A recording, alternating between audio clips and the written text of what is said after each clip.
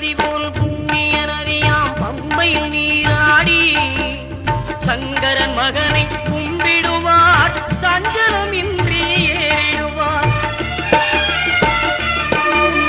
நீலிமலை ஏற்றம் சிவபாலனும் ஏற்றிடுவார். காலமெல்லாம் நமக்கே அருள்காவலனாயிருப்பார். தேகபலம் தா பாதபலம் தா தேகபலம் தா பாதபலம் தா தேகபலம் தாய